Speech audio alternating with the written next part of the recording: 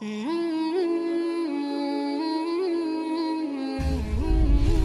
Ilmi TV, meraih berkah berislam kafah.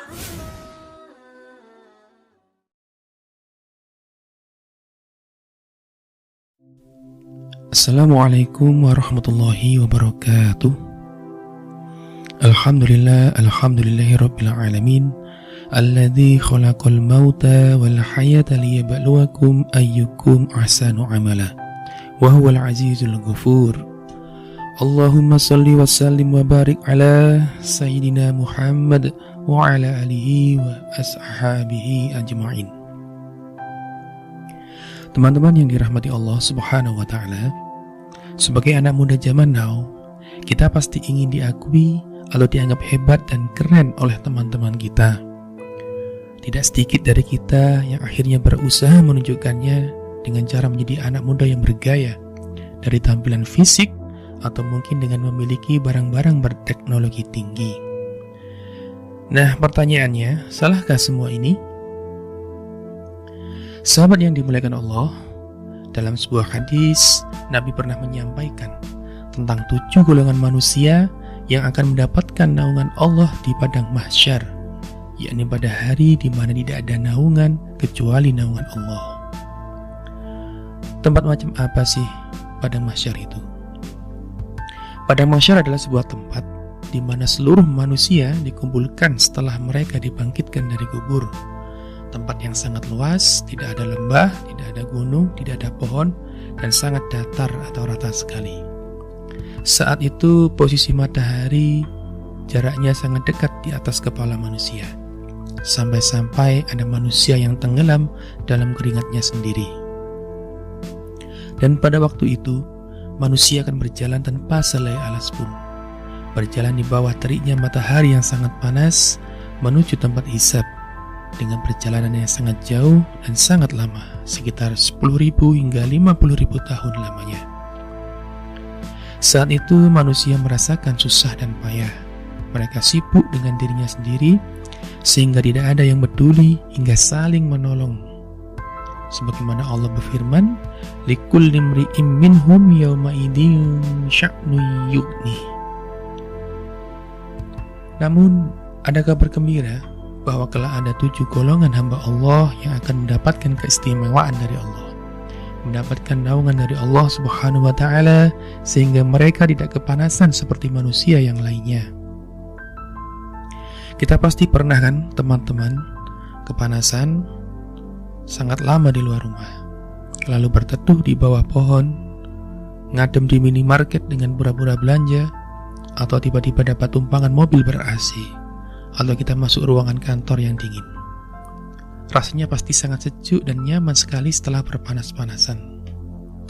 Padahal itu baru panasnya dunia, yang jika dibandingkan dengan panasnya padang mahsyar, masih belum ada apa-apanya. Jadi padang mahsyar itu adalah yauman la dhilla illa dhilluh, hari di mana tidak ada naungan kecuali naungan Allah, yaitu lindungan Allah dari panasnya saat itu. Sungguh beruntung dan bahagia manusia yang mendapatkannya. Dan hanya ada 7 golongan manusia, hamba Allah yang mendapatkan naungan tersebut. Tahukah dari golongan itu siapa salah satunya? Nomor 2 adalah wasyabun nasya'a biibadatillah, yaitu pemuda yang tumbuh dalam beribadah kepada Allah. Maksudnya adalah pemuda yang tumbuh dalam ketaatan kepada Allah. Pemuda yang tumbuh sejak dia balik, waktu dia ABG, sedang puber, dia tetap tumbuh dalam ketaatan kepada Allah, baik laki-laki ataupun perempuan. Mengapa pemuda sangat istimewa? Karena pemuda adalah masa di mana manusia menghadapi berbagai tantangan hawa nafsu, syahwat, dan godaan lainnya. Makanya jika ada musuh Islam ingin merusak Islam, dia rusak akhlak pemuda, bukan akhlak bapak-bapak. Dimasukkannya macam-macam film tidak baik, narkoba, perzinahan, minuman keras, dan lain sebagainya. Lalu bagaimana teladan pemuda yang dimaksud tersebut? Nah, banyak contohnya dalam Al-Quran. Pertama, kisah Nabi Yusuf alaihissalam. yakni bagaimana taat dan istiqomahnya Nabi Yusuf kepada Allah Subhanahu wa Ta'ala. Ketika Nabi Yusuf digoda oleh seorang wanita berparas cantik, seorang yang kaya raya, punya kedudukan, dan menjadi simbol kecantikan di Mesir saat itu, di mana semua orang tertarik padanya, termasuk Nabi Yusuf alaihissalam. Jadi Nabi Yusuf aslinya tertarik, makanya dalam ayatnya disebutkan wahamma biha, dan Yusuf pun berhasrat dengan wanita itu. Wanita ini menggoda Nabi Yusuf untuk berzina, tetapi Nabi Yusuf alaihissalam lebih takut pada Allah sehingga berusaha untuk keluar dari ruangan yang telah dikunci oleh wanita tersebut, hingga sobeklah baju Nabi Yusuf bagian belakangnya. Luar biasa bukan ketaatan Nabi Yusuf? Jadi pemuda keren itu adalah pemuda yang menghindarkan diri dari pacaran, dari godaannya, baik yang langsung maupun tidak langsung, seperti dari sosial media. Jadi kita unfollow akun-akun yang vulgar, kita hindari klik akun-akun yang bisa buat mata kita jadi kotor dengan pandangannya. Itulah pemuda keren yang dia menundukkan pandangannya yang mana merupakan kehormatannya. Kedua, kisah Maryam binti Imran. Allah bercerita dalam surat Al-Imran tentang pertumbuhan Maryam. Wa ambataha nabatan hasanan, bahwa Maryam tumbuh dalam pendidikan yang baik. Artinya dia tumbuh dalam keadaan yang terhindar dari banyak fitnah di zamannya. Tidak terkena fitnah laki-laki, apalagi fitnah hedon.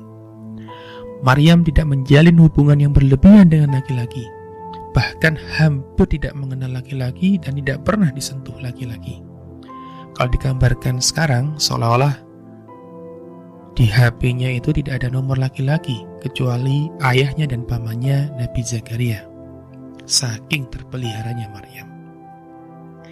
Jadi siapapun yang mau menjadi pemudi keren, belajarlah dari Sayyidah Maryam yang menjaga kehormatan dirinya, yang sampai suatu ketika Allah tiupkan ruh ke rahimnya seorang anak, yakni Nabi Isa alaihissalam.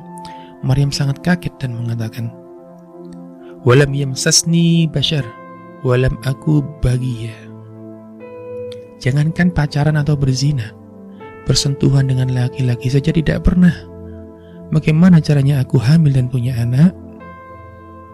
Itulah pemuda yang disebut wasyabun nasya'a bi ibadatillah, yaitu pemuda-pemudi yang tumbuh dalam keadaan taat pada Allah Subhanahu wa Ta'ala.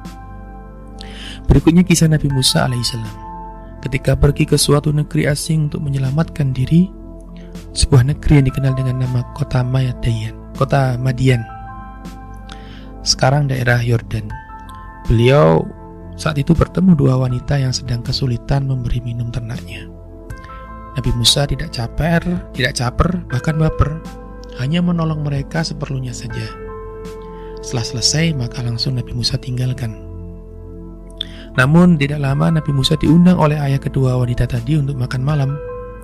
Akan tetapi Nabi Musa tidak banyak bicara, tidak lebay, dan bicara seperlunya saja. Hingga pada akhirnya pun wanita itu menjadi istri beliau. Luar biasa bukan? Itu tadi adalah contoh personal. Jika pemuda yang jumlahnya lebih dari satu, ada dalam surat Al-Kahfi. Allah berfirman, innahum fityatun amanu birabbihim wajadnahum huda. Mereka adalah pemuda-pemuda yang beriman kepada Tuhan mereka, dan kami tambah pula untuk mereka petunjuk. Jadi selain pemuda tadi itu mereka beriman kepada Allah, mereka juga berdakwah, menyampaikan kebenaran hingga mereka dimusuhi oleh kaumnya, dan Allah selamatkan mereka dengan membuat mereka tertidur dalam gua selama 300 tahun. Nah, inilah pemuda-pemuda keren. Nabi Musa, Yusuf, Sayyidah Maryam, Ashabul Kahfi, dan di zaman sahabat pun muncul juga nama-nama pemuda keren seperti Ali bin Abi Thalib, Fatimah radhiyallahu anha, dan banyak nama-nama lainnya. Dan mereka semua adalah pemuda-pemuda keren di mata Allah yang Nabi gambarkan dengan kalimat wasyabun nasya'a bi ibadatillah. Pemuda yang tumbuh dalam keadaan kepada Allah, menjauhi maksiat dan menyebarkan kebaikan, bukan pemuda yang bangga dan menyombongkan fisik atau dunianya. Barakallahu fikum. Wassalamualaikum warahmatullahi wabarakatuh. Ramadan akan meninggalkan kita. Bulan penuh ampunan dan penuh keutamaan. Jerih payah beribadah di bulan puasa tuntaslah sudah. Kini, bulan Syawal sudah ada di depan mata. Bersama, mari kita sambut bulan Syawal 1442 Hijriah. Baitul Ilmi TV mengucapkan taqabbalallahu minna wa minkum. Mohon maaf lahir dan batin. Semoga amal ibadah di bulan puasa ini diterimanya dan dosa-dosa kita diampuni oleh Sang Kuasa. Baitul Ilmi TV meraih berkah berislam kafah.